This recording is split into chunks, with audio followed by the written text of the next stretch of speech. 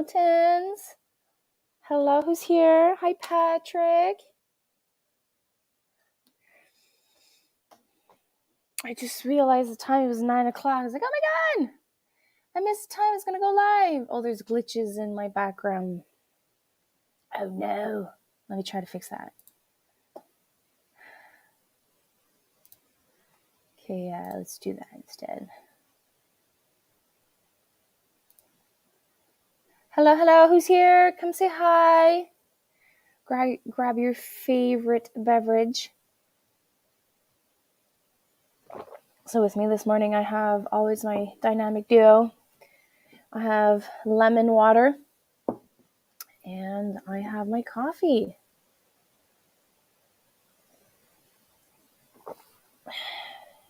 Gonna wait about a minute because I did do the StreamYard link quite late. I think I did it like 10 minutes ago. So not everyone is able to pop on right away.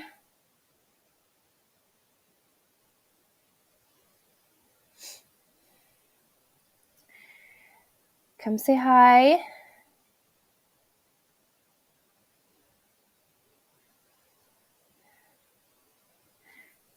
Good morning. Ooh, drinking tea. Ooh, tea's for me this afternoon. I have discovered that if I take a coffee too late in the afternoon, I have trouble sleeping. And yesterday was one of those nights.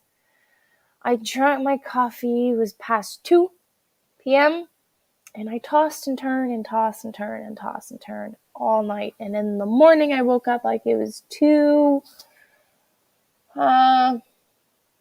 something, 3 something. And I just had a hard time falling back asleep. And then I just decided at 5 a.m. I was just going to wake up and do my school homework and start my day at 6 like I do with the kids. So it does have its advantages. So I have 21 days of homework to do since Sunday. And I have to do it morning and night. So it was definitely a blessing. But I am so exhausted. It's gloomy. It's doomy. It's raining. It's cold. So it's definitely a morning for coffee.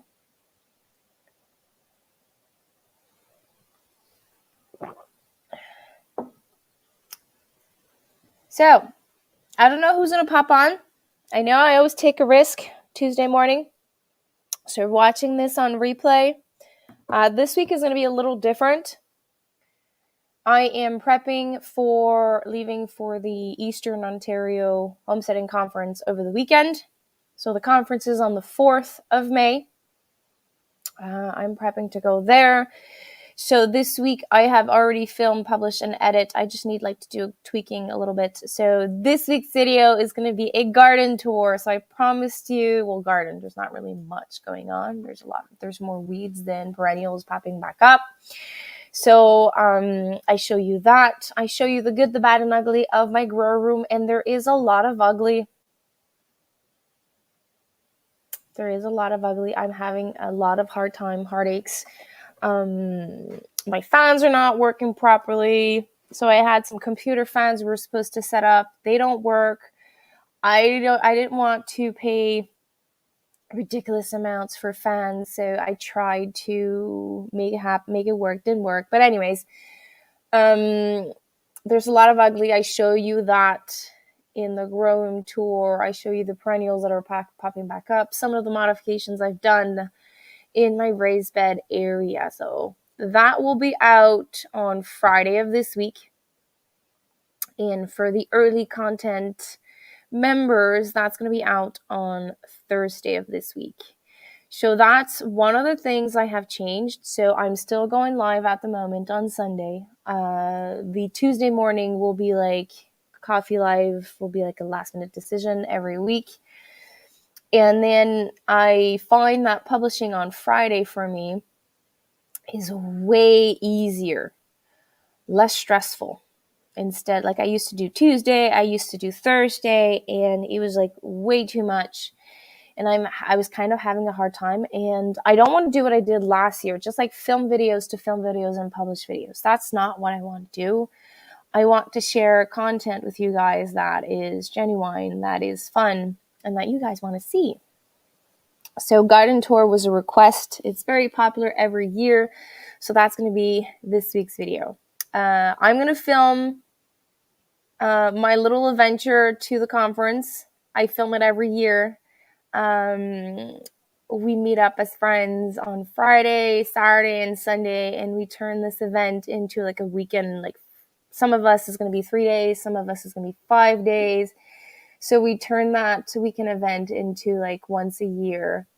We gather all together as friends and we just relax because we're all from all around. So some of us are from the United States, some are from Ontario, some drive in from New Brunswick, Quebec. So for some of us, it's like a short trip. For others, I have 3.5 hours to get to the conference. Some actually drive even more. Some people take boats.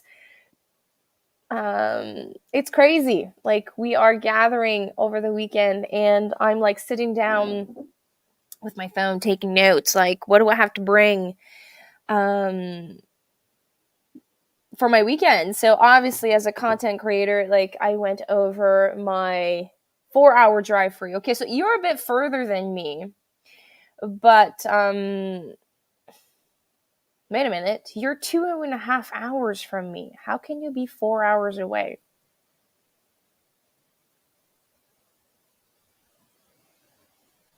Or are you closer to that from me? Anyways, I'd have to check. I'm 3.5 hours from Angie, and I was told that the convention is like super close, like less than half an hour from her house. So I sat down and I'm starting to make a list of everything I need to bring. So this year, I don't have it with me. I'm bringing my phone to film, my microphones, my new camera, well, my husband's camera, my tripods. I need to bring SD cards, memory cards, batteries. Like there's a lot of stuff to bring as a content creator to film all of that. So I have that list made. I've charged everything. I make sure that all my wires work, all my charging wires work. I bring my phone charger, and then I bring my my Kindle tablet in case I want to read. I have to charge that also. So like just like technology wise, I'm leaving for like almost 3 days, and like I have like a luggage full of technology with me. So it always makes me laugh when I leave like for a day or for a weekend, and I film, content create. I feel like I'm bringing like a baby with me because there's a lot to think. And to help me bring the cost down, I prepare in advance stuff that I want to bring. And meals in jars is going to be one of them. I'm going to bring I'm going to make like salads or soups depending on the temperature. I have to go check. And snack wise, I'm going to bring my own snacks. I'm going to bring my own water. I have a liter jar that I bring all the time, plus my 22-ounce jar that I bring water. I put that in. There's a lot of things you need to think of, and I'm preparing that this week. Okay, so you're approximately 4 hours. Okay. We are getting excited, I have to say that. But there is other stuff that is not happening that's supposed to happen, but I'm letting it go. And I've talked about this a couple of times with my friends, and usually for me to leave for 24 hours to 48 hours, it takes me about 2 weeks to get prepared. So the weekend I'm gone, I try to make it as easiest as possible for my husband and for my kids to take care of what's going on. So usually everything's in the ground, like well watered. They have nothing to do. So last year, my onions were transplanted, my lettuce, spinach, cabbages, everything was transplanted, but not the roots. So beets, radishes, the little turnips, the spring turnips, carrots. I did all of that after when I came back. But now I've only brought for 2/3 of the back garden, the in-ground garden. I did not weed it. I destroyed 2 raised beds, built 2 raised beds. One is destroyed, one needs to be rebuilt. And I'm starting to amend the beds with the rabbit manure that I have, because I'm trying to be very frugal this year because everything is like super expensive. And I am able, with my 4 rabbits at the moment, 2 of them is going to be leaving soon. But at the moment with those, I am able to, with 1 week, amend 1 raised bed. And with half a week, I think I can amend 1 in-ground garden bed. So 1 week would give me 2. But I try everywhere where I put rabbit manure, I know that I'm not going to be planting root vegetables. I know that, I keep saying this, that rabbit manure is cold manure, that you don't need to let it like age to plant right away. But it's a preference. So whatever I amend now in the fall, if I want to plant turnips or whatever, I feel safe to do it because the rabbit manure has been like aged for like 4-5 months. Hi, David. Good morning. Yeah, we had a boatload of rain. I had my seedlings out from under I had like a covered porch in the back. So they graduated to my table. And just before going to bed, I'm like, oh, it's going to be 1 degree outside. Well, it's maybe 3. Temperature feeling 1. So I put the domes on and I put my row cover on top of the domes. But before the rain last night, I had like this wave of wind pass by and it removed. I forgot to tuck it under and removed the row covers, and it just poured like there's no tomorrow. And I have those little mini soil blockers, and if you pour too much water on them, they dissolve. So I'm so happy that I had my domes on, so I didn't lose anything. So there was only two trays that the dome, there's like 4 little holes on top to air circulate. There's a lot of water that went through that, but my ceiling looks fine. But I'm looking forward to 10 degrees Celsius with sun. Like right now it is.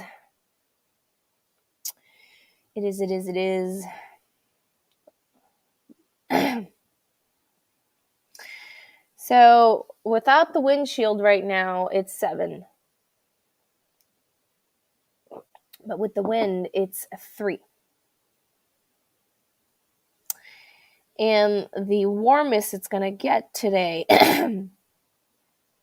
is 7. And tonight it's going to dip down to feels like 2 again.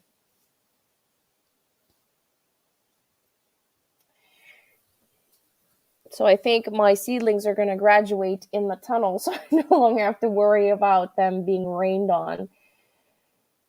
Because I don't think we're having any sunshine anytime soon. Yeah, Wednesday is... Yeah, so it's perfect time to acclimate my seedlings in the greenhouse. Oh, this is fun. That's what I'll be doing after. Let me write this down. So acclimating vegetable seedlings or whatever seedlings. What I do, I have a video about that, but I can go over it. So I take out my seedlings in a shaded part of my covered porch. They probably have like early morning or late afternoon sun. So they kind of get acclimated to the sun, to the wind, to the elements, not the rain. And then I I slowly push them towards more and more and more sun so that they can spend a full 24 hours outside with all the elements, the wind, obviously not hail and downpouring rain, but like if it's like showering outside, like drizzling, I leave them because there's fertilizer and rain. And then once they spend at least 2-3 nights outside, they are fully acclimated, and then I check the temperature to make sure that within the next week or so, the temperatures at day and night are okay for the type of seedlings that I'm growing. So, hello. Good morning. So, mardi, right? 22 here, 24 tomorrow. Ooh, lovely. So I think because it is going to be overcast for the next couple of days, I think I'm just going to take all my seedlings and I'm going to put them in the tunnel. There's barely no sun.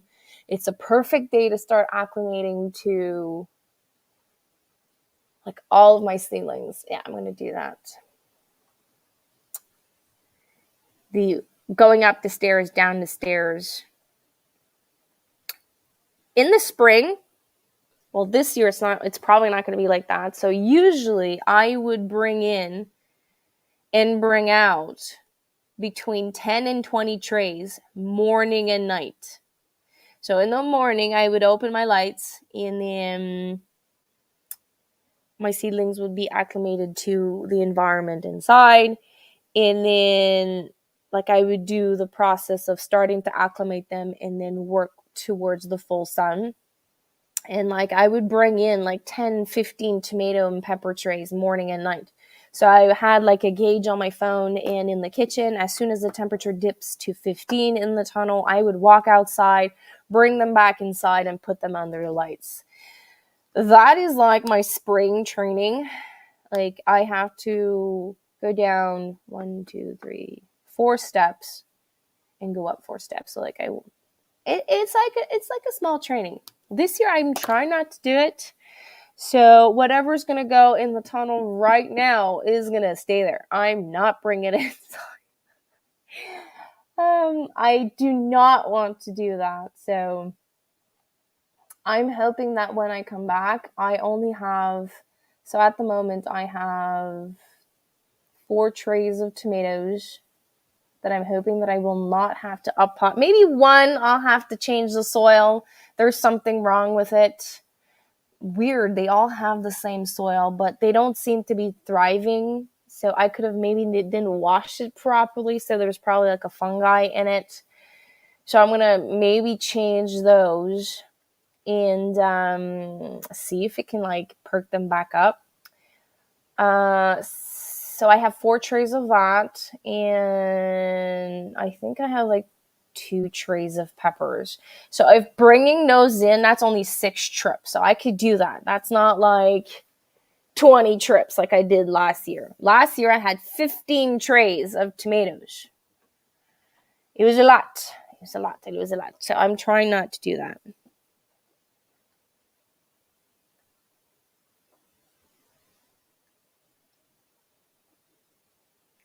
Everyone's saying hi. Hey, yeah, I got the name. I got your name right. It's a day of the week. So my training is going to start after the convention this year. I'm testing it out. Usually I would be in advance. So my transplanting date and sowing date for my spring garden is April 30th, which is today. So starting today, I am able to plant my onions,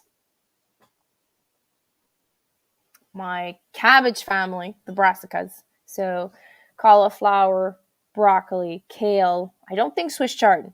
Swiss chard, I think it's later. And then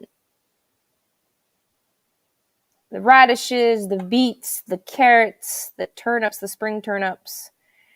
There's a lot of things I can, like a salad, spinach. I know I'm forgetting something.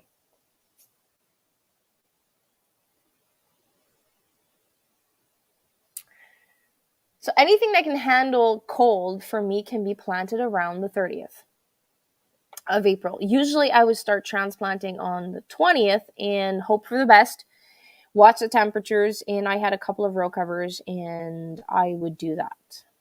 And I would like rush, like there's no tomorrow, to leave for the convention. And then when I come back from the convention, I have all that, like at least a week prior or like 10 days prior, I would run, and like stay up late and then take care of a lot of stuff, sow seeds early. So I would be like brain free when I go to the convention, which is not accurate.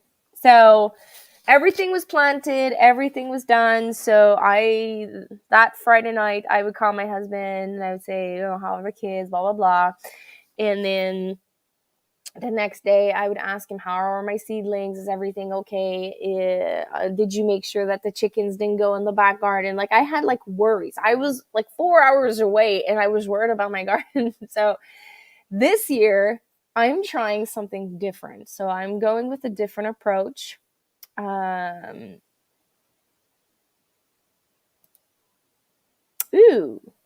not sure if I cut down sowing wise because I had old seeds, but transplanting wise, I did cut down a little bit.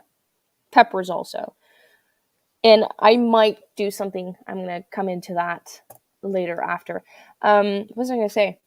Oh, yeah. So instead of planting on April 30th and be super exhausted and then go to the convention, driving for 4 hours, like 3.5, 4 hours, like all the emotions of the show, the conference, the friend meeting up, and then usually that Saturday I would come back home being exhausted, and then Sunday I would run like to get everything done. So this year I'm doing like nothing is being planted. So the morning before I leave, I'm going to water all of my plants. And I'm just going to ask my husband to, before he goes to bed, turn off the lights, turn it on in the morning. There's like an on-off switch. They turn on all the lights. And I'm just going to show him there's like 2-3 trays that needs daily watering. I'm going to show him like the key points and how to water it. But like it's super easy. You can just take a mason jar and drop it in the middle of the tray. And it's my corn that I sowed on April 27th or 26th, I think. And it's starting to germinate. So the rest outside is going to be all in the tunnel. And I'm going to bring in a 20 liter of water in the tunnel. And I'm going to put a jug of like a little Tupperware or my water. I think my water is broken. I have to fix that. And I'll just ask either him or my kids to like double check if the soil is dried up. If not, to water it. Like simple tasks. Nothing complicated. There's only 1, 2, 3, 4, 5, 6, 7. There's 8 trays right now outside. They sleep outside. They're not coming back inside. And I put them in the tunnel.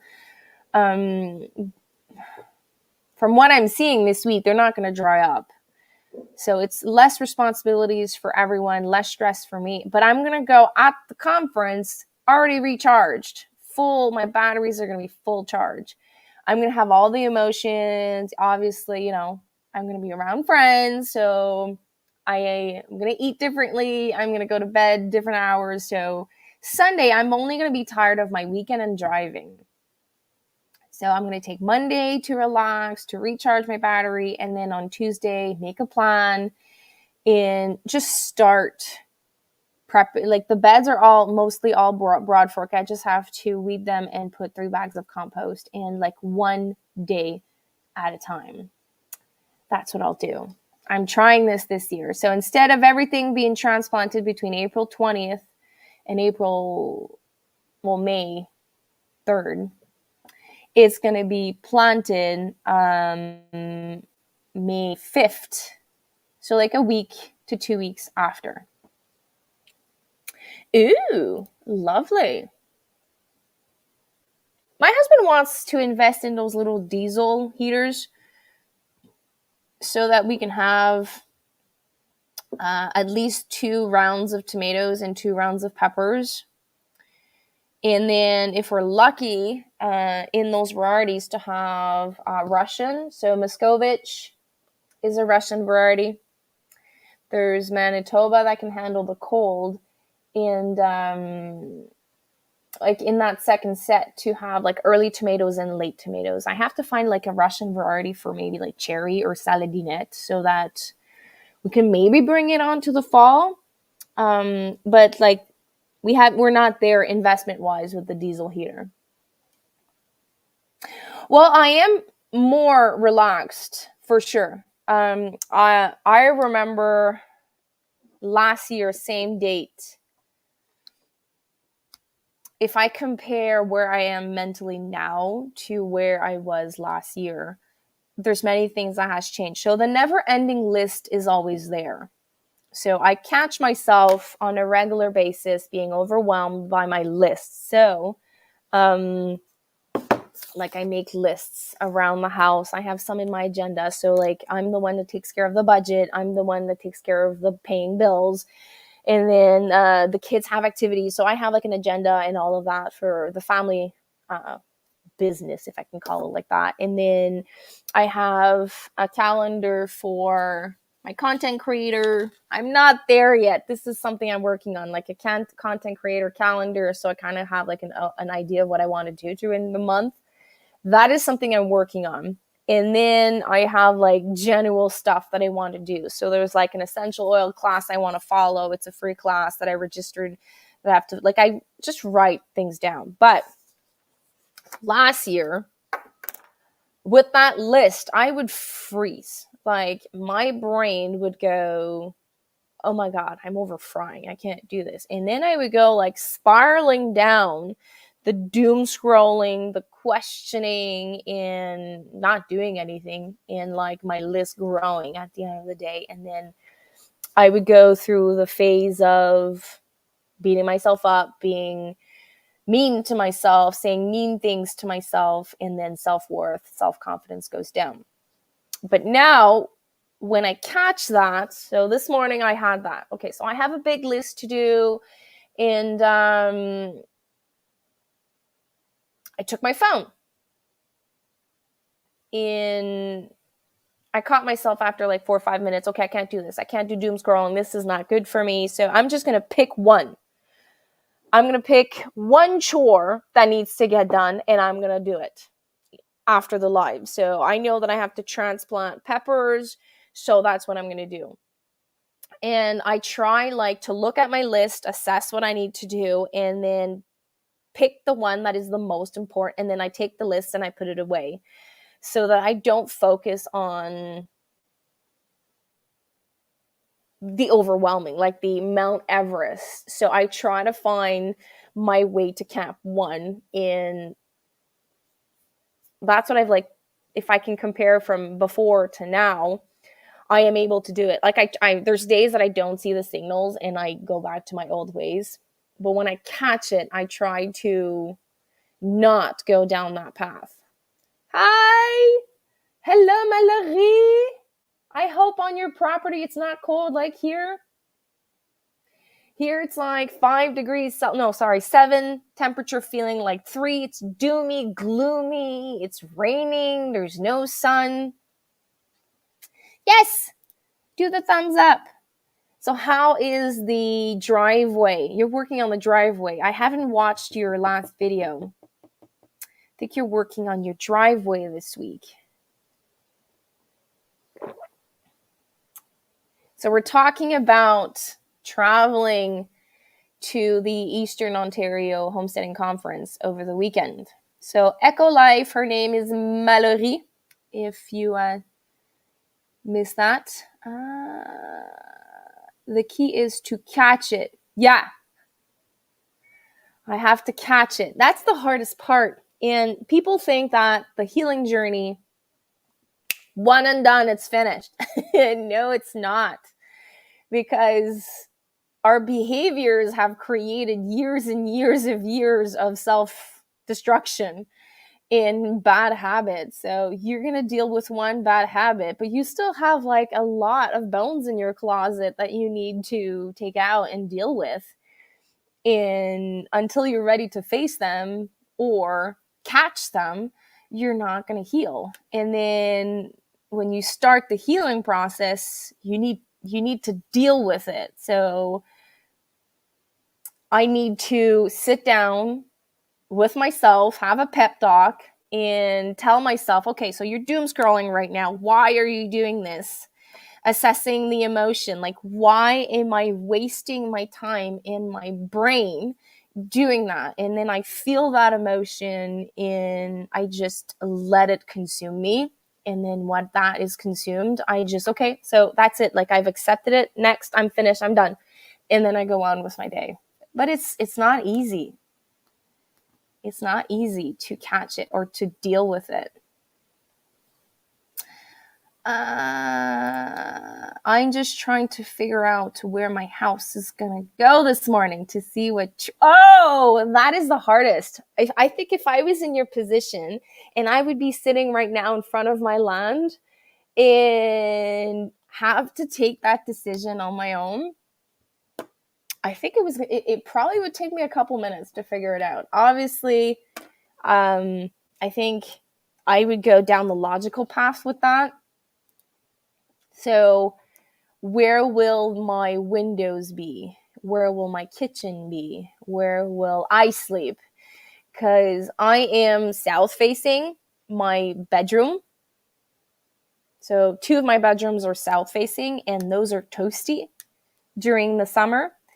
But during the winter, it's not so bad. So it's okay.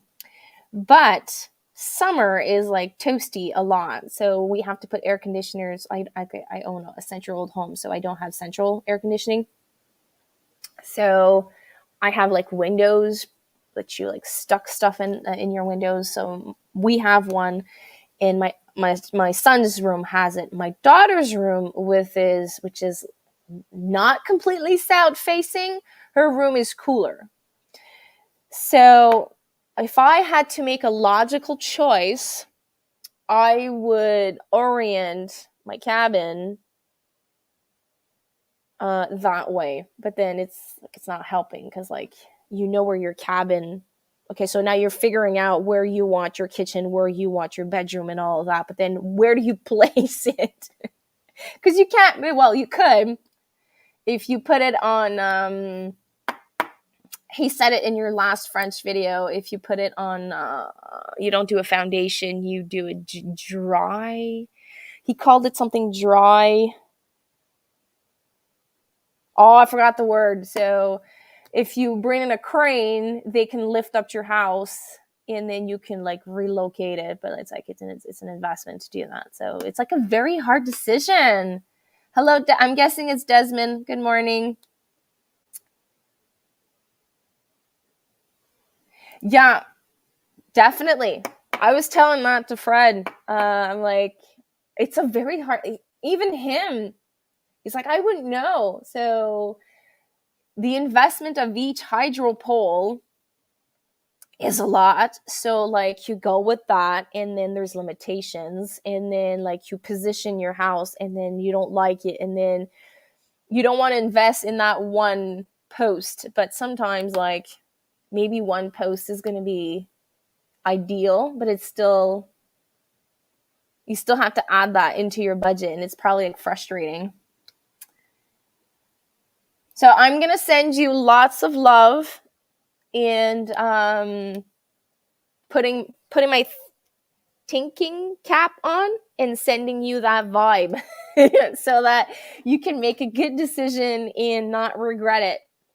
We will be facing the same choices soon as all going well, but we have 80 acres to find the right. Okay.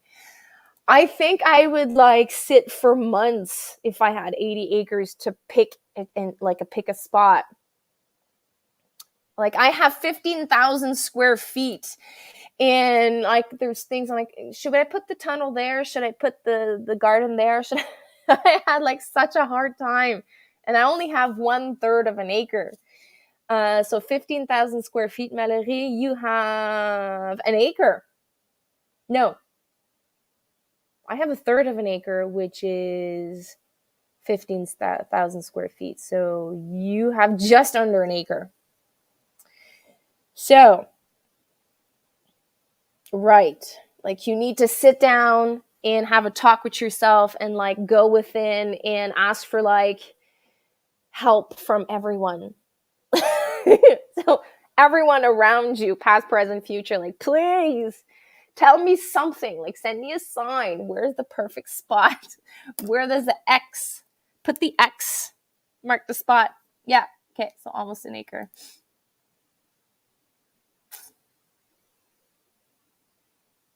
Okay, that's what I thought. I thought I was 35, so just like in like bits under an acre. Because an acre, I think it's 37. 1 acre in square feet. Oh, 43. So 35 is 0.8 acre, which is big. Wood cabin. Ooh, nice. You have a beautiful spot. Been following. Oh, cool. I'm so happy that when I shared your channel the other day, I sent people over to your place. Oh, it is Tuesday.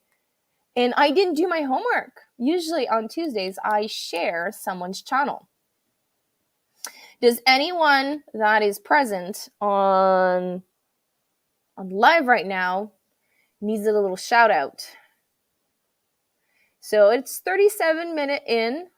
Usually Tuesday live, I have a lot of people that rewatch about half an hour. So I'm a bit past the rewatch time. But if anyone needs a little shout out, let me know so that I can put your link in the comments. Okay. Can you... Is it a specific video you would like something or just the channel? I can go on your YouTube and share it. So you're in an RV right now and you're building your homestead from the ground. You're off grid. So you and your partner. You don't have animals, right? Okay, so let me go. I'll go do that. So if you're watching this now, live or replay, and you would like to go show some love to Desmond, so it's Our Better Life. I'm going to put the link here.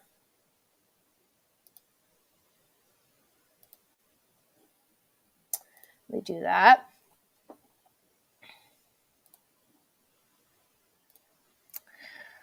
The channel's fine. Off grid. We have a cat coming. Woohoo! And a surprise. Ooh la la. So here it is.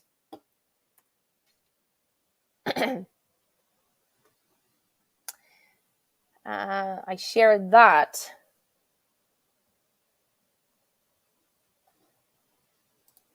And you are in the northern part of Ontario. Trying to remember. It's like a small name. You are in zone 2. You're welcome. So you are in growing zone 2. You face challenges that a lot of us don't know in zone 2. I am in zone 5, but they're changing all the zones. I might go to zone 4, which I find weird because they tell me that my first frost date is a fly in the house. That's new. They are telling us that my last frost date is May 12th, and my first frost date is September 23rd ish. Like might like give or take 1 or 2 days. So I use May 18th as my last frost date. I always buy a week, but there's always a risk of frost for me at the end of the month of May. But then I don't freeze until like mid-November.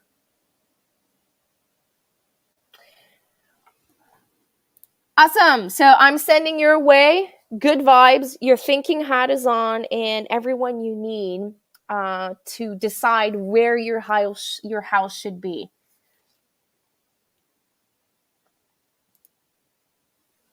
I know. Zones is for perennials. It's just like it gives like an idea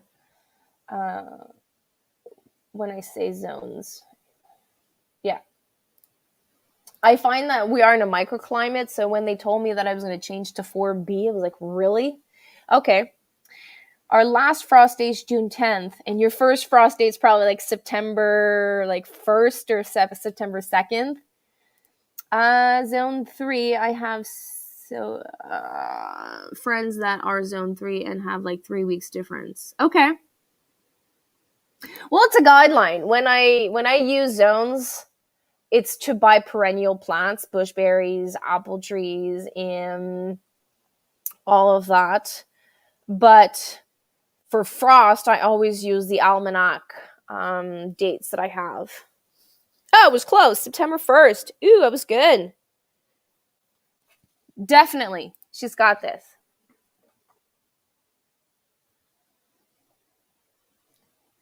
June 24th. Really? Okay. But out of curiosity, I know you have to go. You were in the mountains before.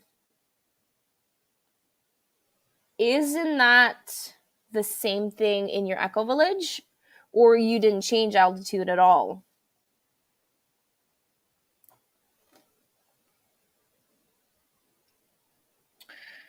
The altitude, okay. See you around. I hope you got my question. If not, well, doesn't matter. I was just curious for my own knowledge. Still in the mountains. Okay, so you're still June 23rd. So definitely a greenhouse for you in the near future for all of those plants. Take care, Valérie. Thanks for passing by.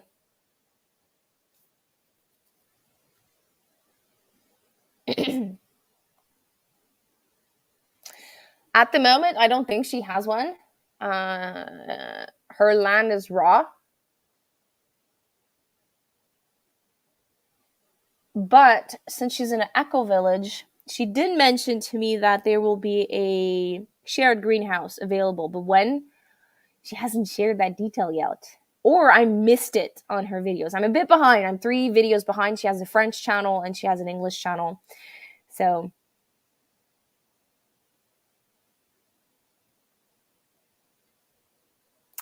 awesome! That is like a blessing. I like hodgepodged mine. So it's like a car structure to protect from the snow. I converted a tempo structure. It's like and I put plastic. It's not even greenhouse plastic. It's like just construction plastic I put over it. And I'm just dealing with it. We did say that we wanted to add a seedling greenhouse to make it easier for me, because I like plant my seedlings inside. There's dirt everywhere, and I'm kind of sick of this. Like, I would want to have like a potting bench outside in the greenhouse, and then like bring out my tomatoes about the second week of May, but only have like the month of February, March, April seedlings inside the house. And then that's it after that. I want to bring everything outside with a diesel heater or a wood burning stove.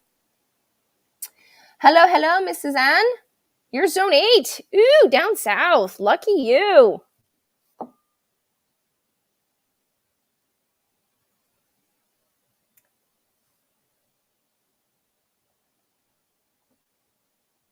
Must be sunny right now.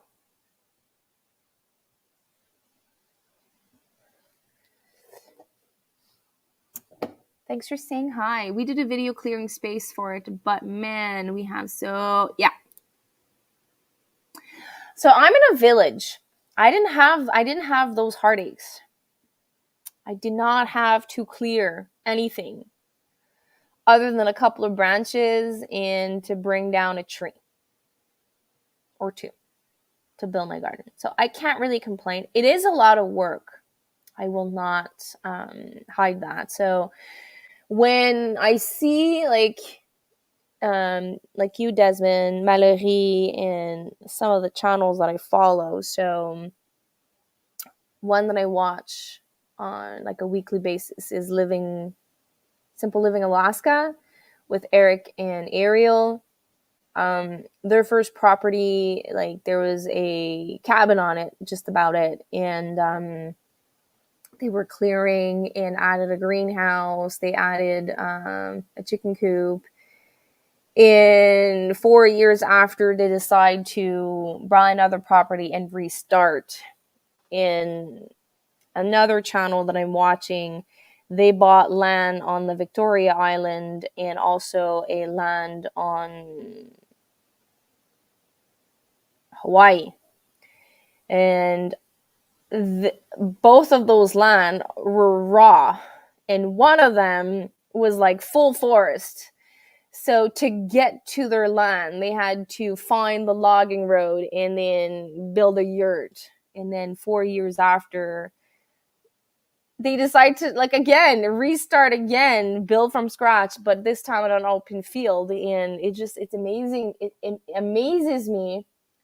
As a content creator, I know what it takes somewhat know what it takes to create the content they're doing. But I also know that 10 minute of filming is like maybe like 5 hours of work. There is a lot of work into building a homestead or a house from nothing. Hello, Tracy. But here's the thing.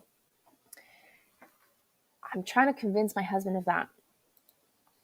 So let's just say you buy land with a house on it or a modular home on blocks, and you start building an outdoor kitchen and then a cob oven, pizza oven, and then you start with the garden, and then you build a greenhouse, and then and then you look back a year after and you assess everything you've built, and then you look back the second year what you have accomplished in 24 months, and then you look back what you've accomplished in the last 36 months, in the last 48 months.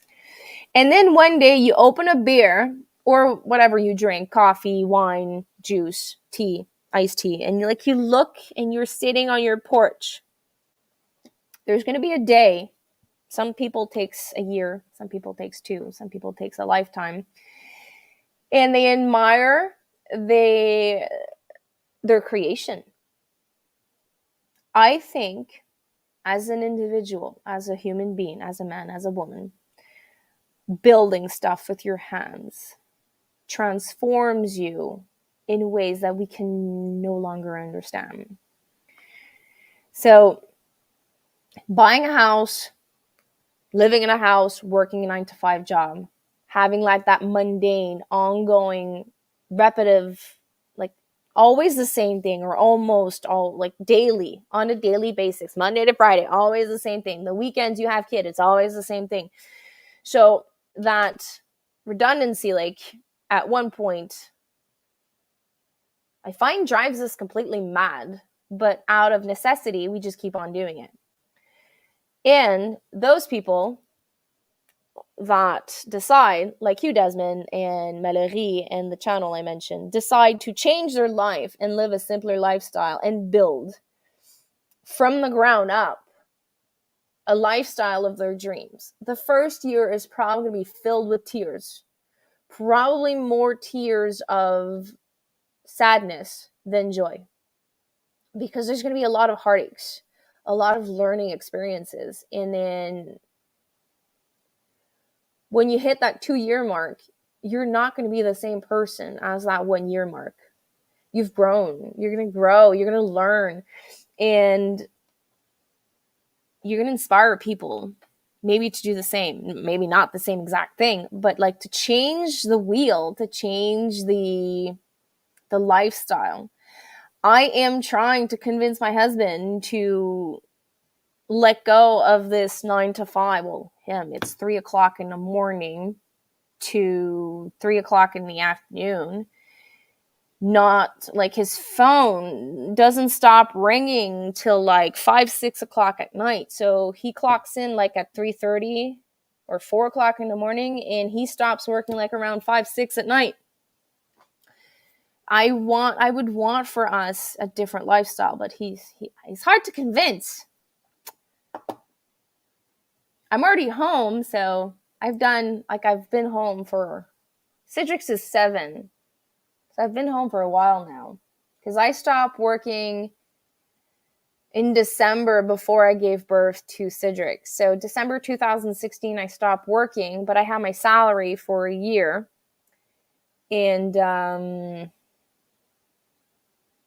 officially, I stopped receiving a salary in January before he was 1. So 2018. So I've been home for a long time. We first got our place. We put in an orchard with over 100 mixed fruit trees. They all died. Oh no! In a 2-year drought, even though we put that sucks. 15 years later, we're putting in a fig tree orchard in the same place. We know more now than we first started. Yeah. So if I had the privilege and my husband's blessing to start a homestead, I would start with installing us if it's raw land, I would find like not a trailer, not an RV. I would found like a single wide trailer home that's insulated, that I can live in that. We have 3 young children, and my husband does not want to live into an RV. He wants to live into a home. So either buy a tiny home or buy something and get it delivered and then add on to it, or build on another location. But after I had built and modified and made it into a livable space for my family, my first step after that would probably building an outdoor kitchen. And then the third step would be to build an orchard. But I would probably not invest on apple tree, pear tree, plum trees the first year. I think I would separate that over a couple of years. So the first year, I think I would look into things that are longer to establish, like asparagus. I think I would get maybe a couple of dwarf apple trees, maybe 3, and then the big amounts of trees I would wait, so that I would kind of get a touchy-feely of my land first, and seeing where the sun wakes up and the sun sets, and then seeing how the water flows on my land, and see where the water accumulates in the spring, and if there's yellowing because there's salt water or whatever, or if there's a problem in drainage. So I would kind of analyze for the orchard part my land. And I think I would not right away the first year build a garden. Same thing. I would look at my land, see what it does, maybe do temporary beds or grow bags, and start from there. So I'm starting to lose my voice. So I don't think I would right away do stuff, plant a lot of stuff. I would do the asparagus because those you can relocate them, worst case scenario, but they do take 7 years to establish. And I would do raspberries, haskcaps, things that are fast to get, but are like you're able to remove them. But an apple tree, if I mess up and where I decide to plant my orchard, which is beautiful, and I have like this beautiful image, and then 2 years in after I planted my trees, I kind of realized that in the spring there's like so much water and like it rots the roots of my fruit trees. I would like be so mad because I tried to relocate a cherry tree and it died because I didn't bring in too much of the root system. I thought I did, and I didn't, and it died. So I might lose Wi-Fi. I didn't lose electricity, but my Wi-Fi signal is down. So if I lose you, I'm sorry. I'm not supposed to have Wi-Fi problems. I was working 7 a.m. to 4:30 every day, and I was just too exhausted to do anything else. Best thing I've done so far. Yeah, so I stopped. But if my husband stopped, we lose income. So I had a friend of mine suggested a debt reimbursement plan, and we're following that. So my next goal before I can start dreaming big, I want to pay off the debts so that that amount of money that we pay every month can be him working less hours. So that's like the first goal. So I have like an end goal. I'm trying to convince him within the next 5 years to move and to like take the leap. But he is older than me. So he is closer to retirement than me. So our decision has to be very, very, very well thought so that we can do it. He is exhausted. I find that in the last year he's changed. Well, since his accident, he had an accident to his knee, and then he had an accident at work within the last 3 years, maybe 4. Yeah, 4 years. I find that he's changed a lot. His motivation has changed a lot. His character has changed a lot. He used to love his job. He's 15 years in. So it's pretty much like a investment. There's a lot of negative stuff going on. There's still positive, so that's why he's staying. But I feel it in him. Like his motivation to do certain things around the house has died in certain months, sometimes more than 1 month.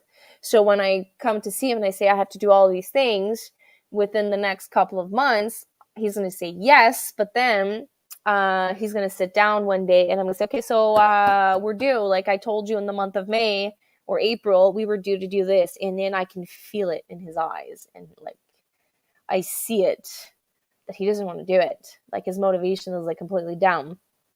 And I'm trying to give myself and him a little pep talk. I'm like, if you want to build tomorrow's life, you need to start now. So if we want to move one day and we want to do XYZ lifestyle, it starts today. So during the week, you work your job, but in the night and on the weekend, you work towards the life you want to build without exhausting you, obviously, because I've been there. I don't want to do that again. And I've been trying with my healing journey, to slip a couple of things towards him for him to understand. He is interested in healing with Reiki, so I will be performing Reiki healing on him, and I'm trying to show him a couple of teachings that I've learned with it. But stress probably choose his energy on so many levels. So we have young kids. Kids test us on a daily basis. Our job tests us on a daily basis. Our relationships, not just like our marriage, but just our relationships in general, sometimes can be very stressful. So I'm trying to. So my goal within the next 3 years is to work the path. So bring down the trees. So this is like a drawing. So bring down the trees being debt, complication, healing, self-limiting beliefs, and like all of those things. And like I'm bringing down those trees as I go. and just paving the road for what is to come. And part of me really hopes that one day we build something with our hands. Yeah, it does hurt to lose all those trees. So I am deprogramming that in myself. So instant gratification has been like, it was a problem for me prior. I think I'm going to say C. If you don't understand what C means, so we've been going through C within the last 4 years. So prior to C, self-gratification, like instant gratification, was not so bad for me. Like I knew that I had to work hard, and if I wanted something, I was getting into my car and I would go get it. If I needed anything, I had to get out of the house. But because of C and everything available at the tip of your fingers right now, you can get anything delivered to your house, or almost anything delivered to your house. So that has created, I think, well, for myself, but I think created for the rest of the world, that nothing can be temporary. But I am trying to switch that to life's a journey. So you have an end point. You might never reach the end point, or you will when you breathe your last breath. But your life is a journey. You're not supposed to have everything now. You're supposed to work for it. You're supposed to walk the path. You're supposed to learn along the way. You're meant to learn around the way certain things for you to get doors open. I'm being doom and gloom, or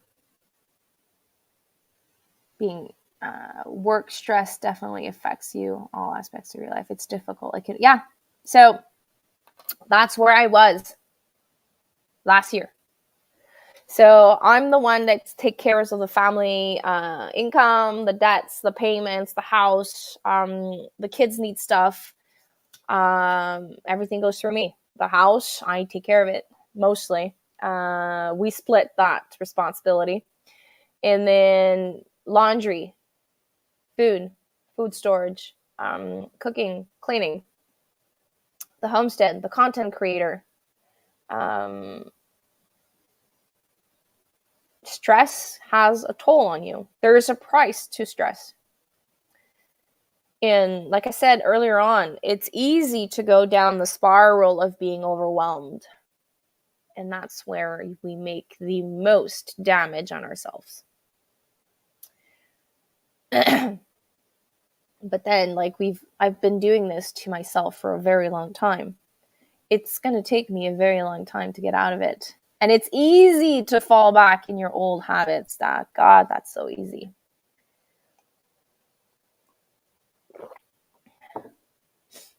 This morning, I actually fell back into my old habits.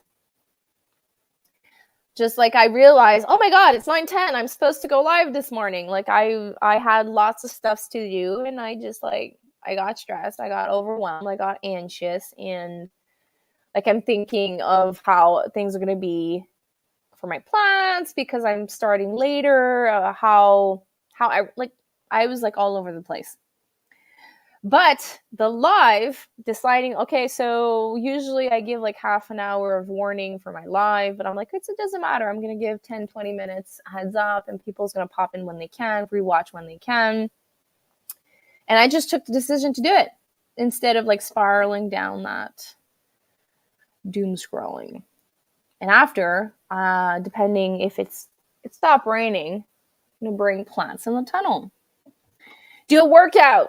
Bring 10 trays in the tunnel. Go up 4 stairs, go down 4 stairs. And I'm actually losing my voice. That's going to be funny if on the conference I have no voice. That is going to be funny.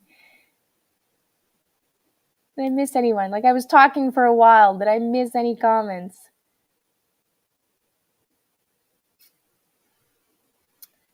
I find it's hard to keep motivating sometimes, but I've learned to stop comparing. Yes, we have to stop comparing. That kills us. But it is hard not to compare, I have to admit, our situation to other people's journey. As an example, we have no funds other than channel show and a ton of. Okay, so you're not monetized, right? Or you are monetized?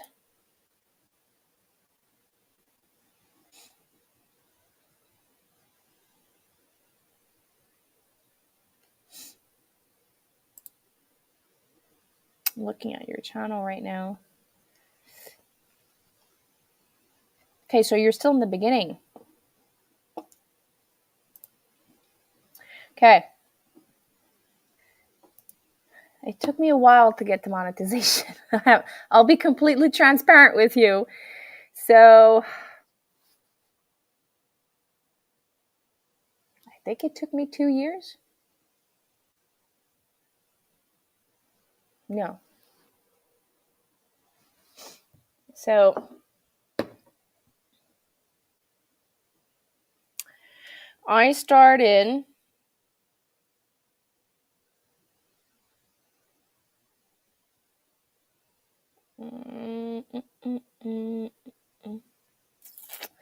So back to basics homestead, the first video was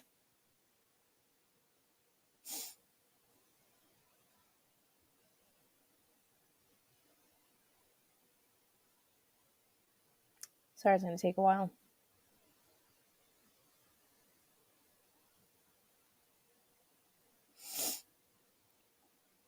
So I just celebrated my 1 year being monetized in March. I think it was March 6th. My first video. Oh, internet's down. Okay, so my first video was published on December 22nd, 2019. And then I chickened out for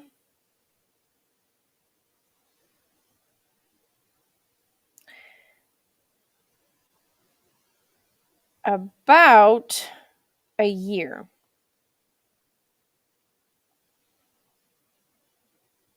No, actually more than that. So December 2019, and then my first video came out in March of 21. So décembre 2019, décembre 2020. That's 1 year. So a year and 3 months. Because I was so scared.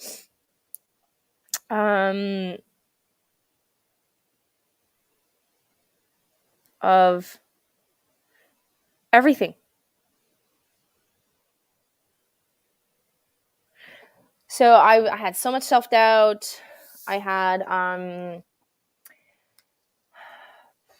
God, like everything you can think of, I had that. So, and I still do. I still on a weekly basis have to like have a pep talk with myself. Like I'm able to do this, but it's hard.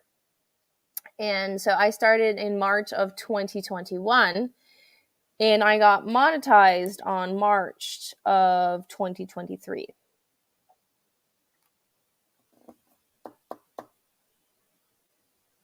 Yeah. And I don't like talking about the monetization part of YouTube, but it's been 5 months that I was not able to get the threshold. So the threshold is $100 US, I think. I think so. So it's been so my last one was in November. And Novembre 1, 2, 3, 4, 5. If I don't reach the threshold by mid-May, it's going to be 6 months. And I've tried every single trick in the book. So the good thumbnails, the nice titles. I don't do clickbait. I hate doing clickbait. because I find that it just makes the stats like all over the place. So I prefer like having like a regular thumbnail. So I follow the tags, the keywords. I follow every suggestions that I found. I try, like I've learned the B-rolls is the things that I struggle the most with, and the movement. So I don't know how to say that in English, fluid. So that every like minute or so, there's something fluid going on, things popping in, like I do all those things, but I still struggle. But the key is the imposter syndrome. Like I have that so bad. Like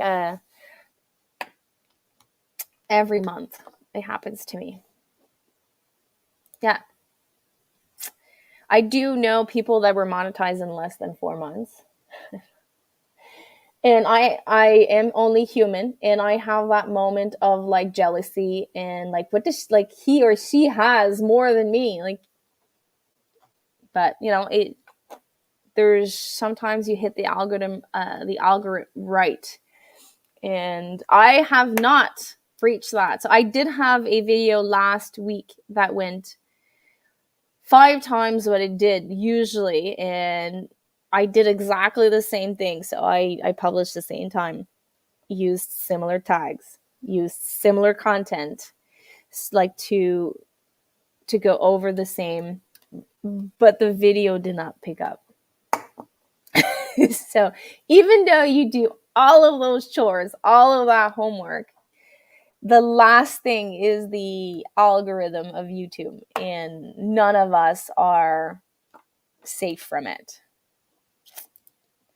The imposter syndrome is something I work on a daily basis. So I have another channel, which is brand new, back to holistic living with Annie. I go into details of my last week's video. I go into details of my healing journey and what I do on a daily, weekly, monthly basis for self-care. And there is a phrase that I say to myself often. So first thing I wake up in the morning, I say it to myself. Last thing I do before I go to bed, I say it to myself. And when I need to do like hard decision, same thing.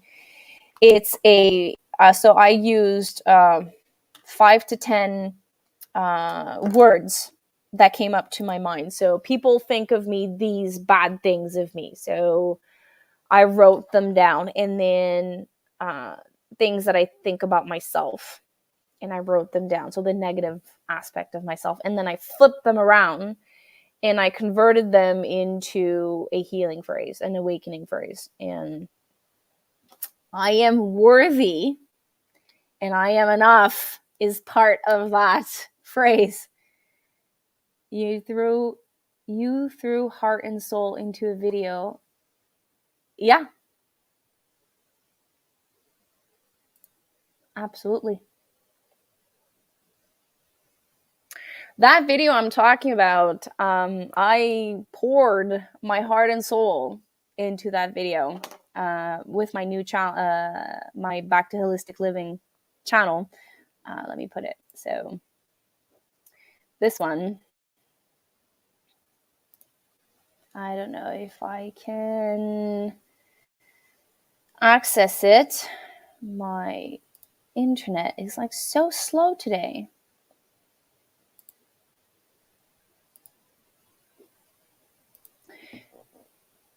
So this video, I poured my heart and soul in it.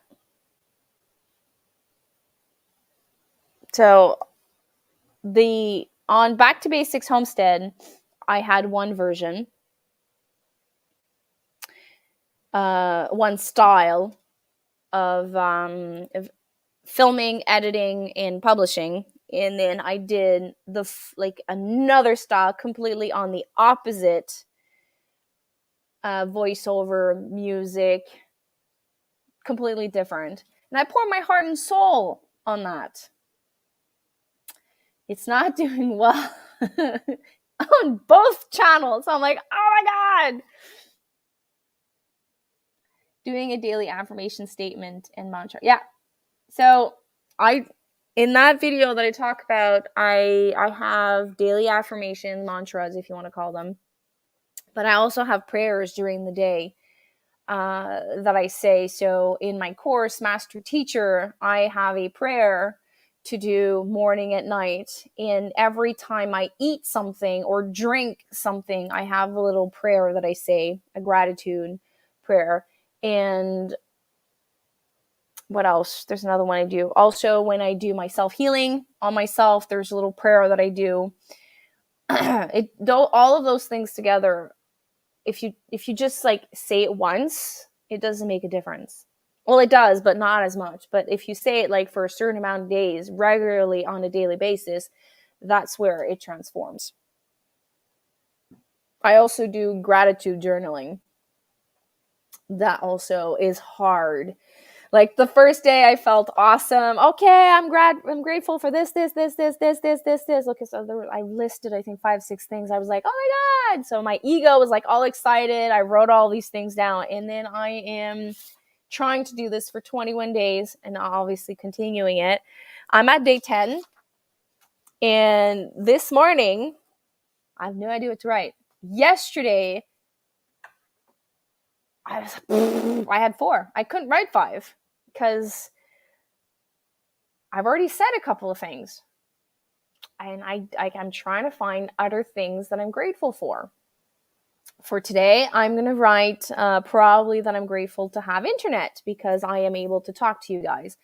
I am able to talk about my healing journey. I am able to talk to you guys, know about your story, share someone's channel, help out a friend, or the internet can have a lot of bad things, but also have a lot of good things. Because I did find Reiki and a lot of my healing self-care practices online. So there is a lot of things to be grateful for the internet aspect. I have to be careful with the doom and gloom, but I am really thankful for that. So that's like my number 1 this morning. But number 2, number 3, number 4, I don't know. I'll have to wrap my head around that and sit down because I don't know what to write. So let's do that. If you had to sit down now and write 5 things you are grateful for right now, what would you write? Let's just do that.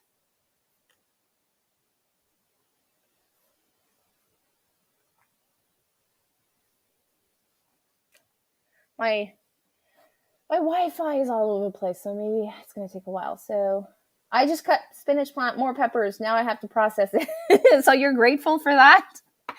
Coffee, definitely. I wrote that a couple of times. Coffee. But here's the thing. I just don't write coffee. I write, I am grateful that this morning I was uninterrupted and I drank my whole cup of coffee warm. Never had to reheat it once. Because if you just say coffee, yes, coffee is great. But when you think of it, you were able, I don't know if you have kids with you, but when you're a mom and you think of it, I have to reheat my coffee so many times. It's ridiculous. I actually am used to drinking cold coffee now. So when I say I'm grateful for coffee, I always say, oh, I have a bird right next to my window. It's so cute. Probably making a nest close. So that's it. I make sure to like elaborate on that. So coffee, I drank it warm. I was uninterrupted. And yeah, I could be grateful for the bird. Yeah, like I have like a couple of birds that I talk to. I know I sounds crazy, but when I go in the garden, I always have like 2-3 birds. I think they're the same. They all look alike, but they could be all. I think I have about like 3 birds, and I think they're females because they always pick up whatever they can find to make their nests and food. So I go and I say, hey, mama. And I go, beep, beep, beep, beep. My neighbors probably think I'm crazy for talking to the birds. Anyways, so, so I elaborate on coffee. So internet, when I'm going to write internet, I'm going to write all of the things I said. So I am able to like talk to you guys, share my channel, like share my journey, share all of your channels and all of that. You're a regular Snow White. I don't sing to them because I would probably, if they had ears, I would probably break them. Not a very good singer. There is another thing I could be grateful for that I did not write. Farmers. I don't grow and raise all of my food, and it's because of farmers and their families that I eat on a daily basis. I do. No, I'm not talking to squirrels yet. No, I do talk to my bunnies. So I talk to my ducks, my chickens, my bunnies, my quails. Well, they're not mine, but they're a friend. I do say, hi, how are you? I never caught myself talking to a squirrel. Yeah. Is that a challenge? I will have Tim's in my percolator to have coffee at the conference. Stop by for a cup. Awesome. I have to be careful how many cups of coffee I drink. I find that if I drink more than one in the afternoon, I don't sleep well. Or it's because it could be for two things. It could be because this weekend I ate junk and I felt like I feel like junk since Saturday. And I drank coffee AM and PM. I didn't drink enough water, and I could also be so excited to go to conference that I'm not sleeping. How far are you from the convention? So if my heart is not like all over the place, David, but I don't drink my coffee black. I drink it with sugar and cream. 6-hour drive. Okay. So Remy is driving in from New Brunswick. And he's cutting in his drive in multiple days. So we're Tuesday. So this time on Thursday, he's probably going to be in Quebec on his way to go pick up Marilyn. And then from Marilyn, he drives, I think that's a 7-hour stretch. Then he sleeps at Darren. And then from Darren's place, I think that is another. So for me, it's 3 an hour. It's probably like a 6-hour stretch. Because I think Darren is like, yeah. So it's probably another 6-hour stretch drive to his second stop and then to the convention, like next Saturday. So I think if you want to come to the convention next year, start planning it now. So I'm trying to find a point card that I can convert my points into gas so that my gas can be paid. And I know that it's going to take me at least 1 tank of gas, so I'm going to calculate 2. So I know that I have to save up for that. And I had to save up for a reparation, a fix on my car. So I budgeted that and I saved up for, since January, we saved up for that. And to make sure that I bring the cost down, I try like to bring a lot of stuff with me. It's okay. But like now you know, you have 1 year to make it work. 800K, I'd take 2 days, not the 401. 800 kilometers. So you're 6 hours away from the convention? Dave? I have to agree with that, but there's like a small but. Depending on the temperatures.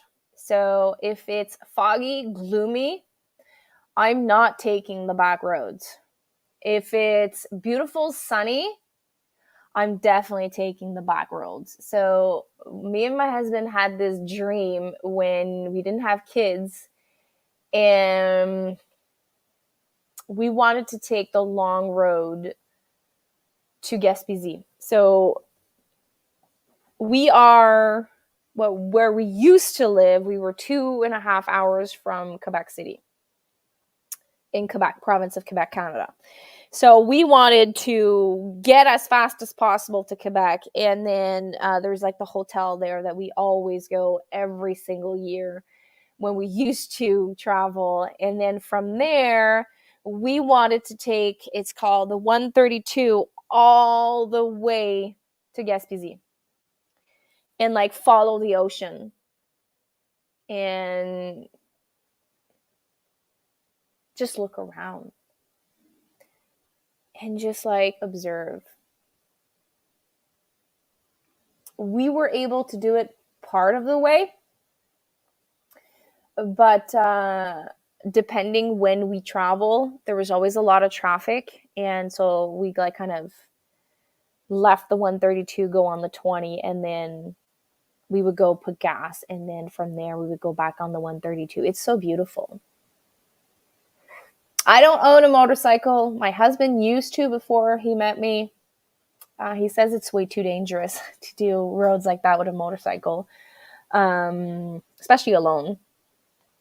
Because, well, he was younger.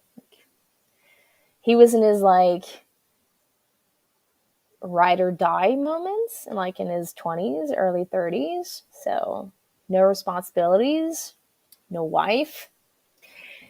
So, but definitely. I haven't traveled in a long time. Like going to the convention is like part traveling, but I mean leaving the house for like a week, I haven't done that. And I think that part of the reward of becoming debt free. So I spoke to Fred about this. Like maybe we should like put like a gift at the end of being debt free and like celebrate with like a 2-night, 3-day little trip with the family. Oh, the bird's back. And then save up for the next summer for like a full 1-week trip. And plan accordingly. Like that year I could decide not to do a fall garden and just go explore. Like I would like maybe not can that year or preserve that year, maybe like just how like the year prior to that would like grow and preserve like a boatload of tomatoes, boatload of peppers, and like do a lot of recipes like I did this year. And then have like just a fun potager for the summer, and then leave in like the week of August, like just before school, and go travel with our kids. Because now they're I can't take them out of school for a week. My daughter's going to be in 6th grade next year. It's not when they were young. So when I see parents and they say, oh, we'll travel when they're older, it's going to be less complicated. I have to say no. I regret not traveling more when they were young because they were only missing daycare or like pre-K or kindergarten or 1st grade. Like 1st grade, you can miss a week. There's a lot in 1st grade. But like 2, 3, 4, 5, 6, secondary 1, 2, 3, there's a lot. So they can't really miss a week of school. So we would have to travel within the time that everyone travels. So I do not travel in July. I refuse to travel in July. It is ridiculous here in Quebec. Everyone travels in July.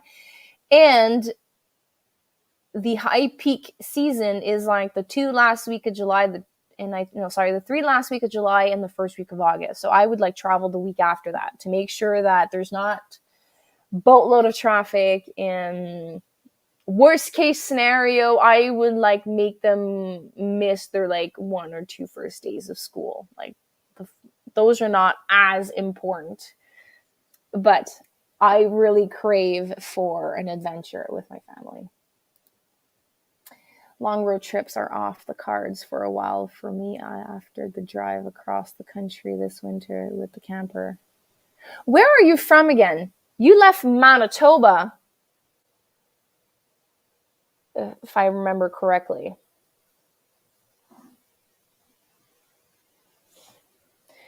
So you arrived this spring and you traveled all Manitoba. No, Calgary. Ooh la la.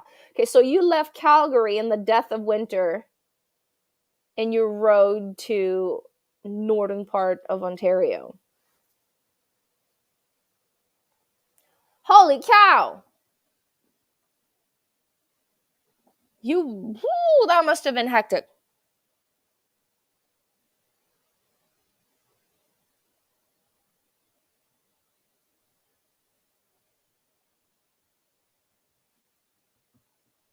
That must have been a 6-day traveling. Yeah. Oh la la, that must have been stressful. If I had to do that, I would not do that in the winter. Knowing what I know now, I would travel early spring after like the risk of snow and all of that, or late fall. The Ontario parks are open till May 10th. It would be like to go on Echo. I have a funny story about that, Dave. So my husband and I traveled when I was pregnant with Emilia. Is it when I was pregnant? No, it was prior. Anyways, at least more than 10 years ago. Our plan was to go to Quebec City and then go to Rocher-Percé. Then, sorry. I can't remember which trip it was. No, I need to map. So we did 2 trips. There's one that we crossed around. We crossed at the midpoint of the Gaspésie Park. And there's another time we went around. Okay, and now I remember. So we left where we lived. We went to Quebec. We stopped like along the way from Quebec, Rivière-du-Loup, Rimouski. We stopped in Matane, and we crossed in Saint-Anne-des-Monts all the way down. So if you know where Gaspésie is, it's like the eastern part of Quebec. We crossed in the middle of Gaspésie. We went to the national park of Gaspésie, which is beautiful there. I want to go there again, like really bad. And we booked online. So the name of the booking park is this. I'm going to say it in English and French, but that's how it's called. So these are registered parks, La CEPAC, for Quebec. So we reserved everything online. We arrived there. It was chilly at night, but there was no one. So it was us plus like maybe a couple of people in the park. It was perfect. And we left there and we decided to go to New Brunswick. And we went to a park that is, I'm going to try to remember, it was actually very close to Rémy. I didn't even know. Where is it? So, Bouctouche. Where's Bouctouche? Where's Bouctouche?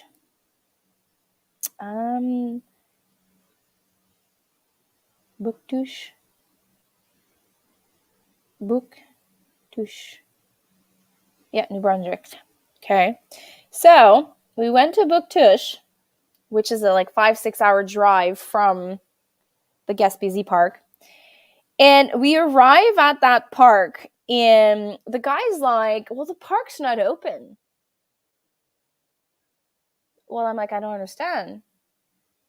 I was able to go on Canadian National Park Reserve 2 nights. in your campground. He's like, well, that's a glitch. The camp only opens next week, but like you paid and everything.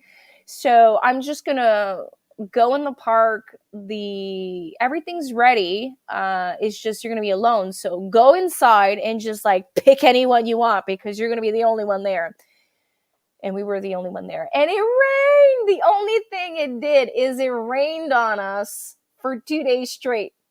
And our tent was taking so much water. And then from Bouctouche, we went to Moncton. There's a Costco there at Moncton, and we picked up a new tent. And then we went to Fundy National Park.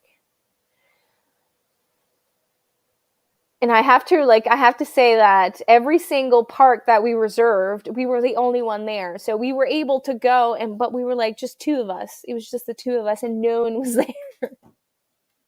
It was weird. It was weird. Like when the guy saw us walk in the park, he's like, "What are you doing here? The park's not open yet. Like you can go walk, but you can't go sleep." It was a fun joke. So and yeah. So another fun story about that trip. So the week before we left Montreal,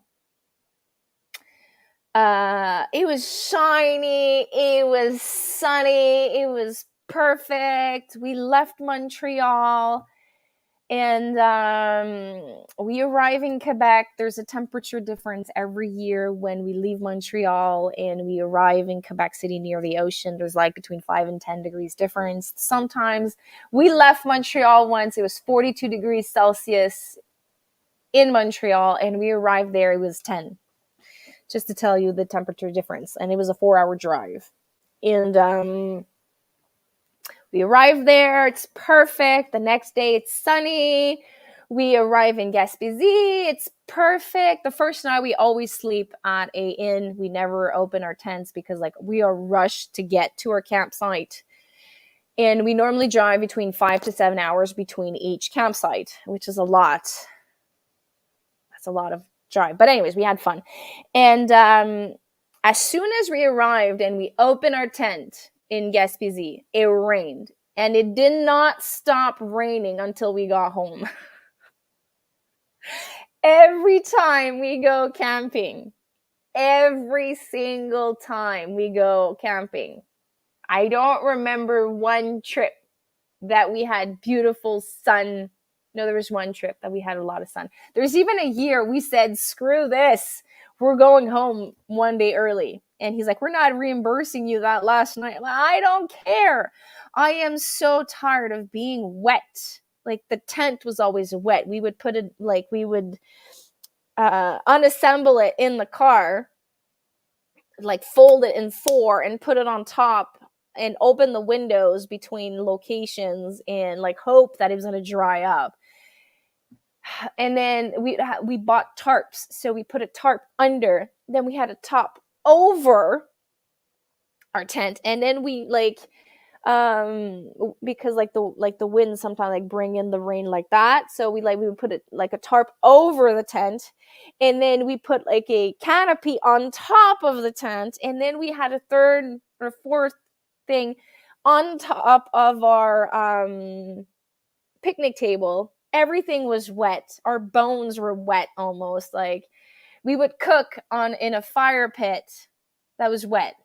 It was hard. It was hard, but I loved it.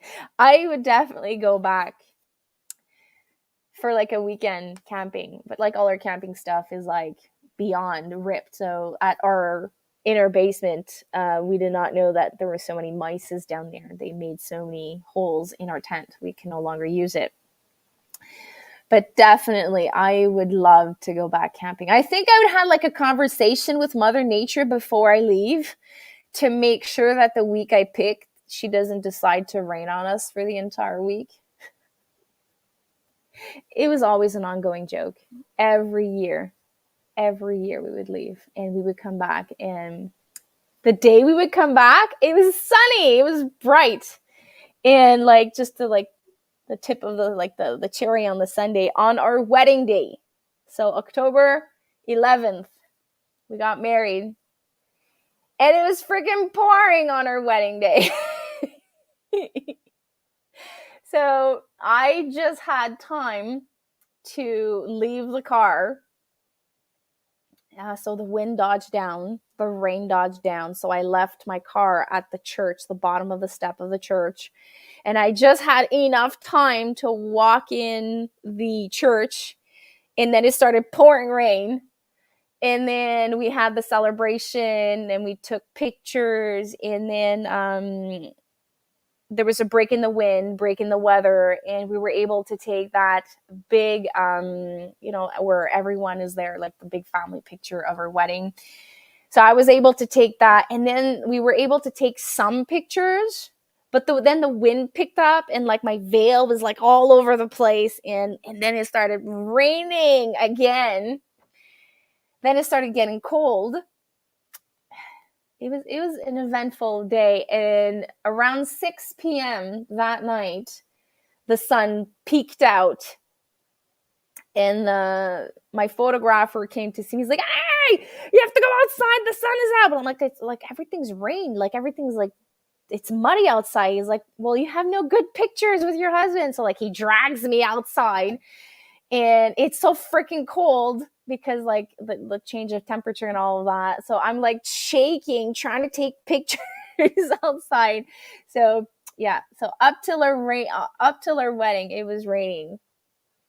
But my mom had a saying, rainy wedding, happy wedding. No, un mariage pluvieux, mariage heureux. So raining wedding, mariage. Anyway, so something around those lines.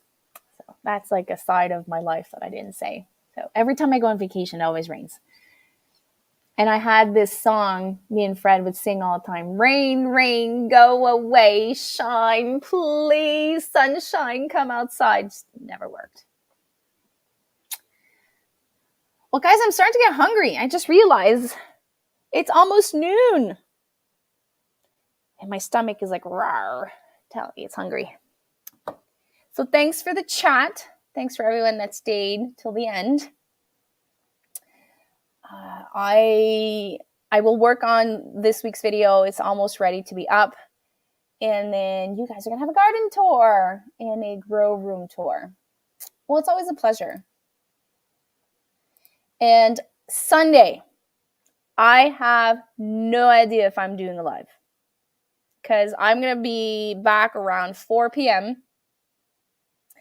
And I'm going to have at least 2 kids that is going to run after me. And my husband's going to be like, "Oh my God, I survived this weekend. Please give me 2 minutes away from the kids."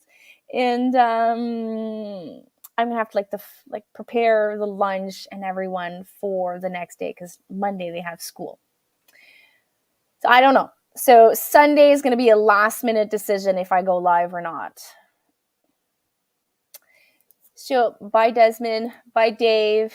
Dave, I'm going to be seeing you soon. So, tonight, Tuesday, Wednesday, Thursday, Friday. So, 4, unless you're coming at Angie's. So, I'm seeing you in 4 days. So, take care, everyone. Bye.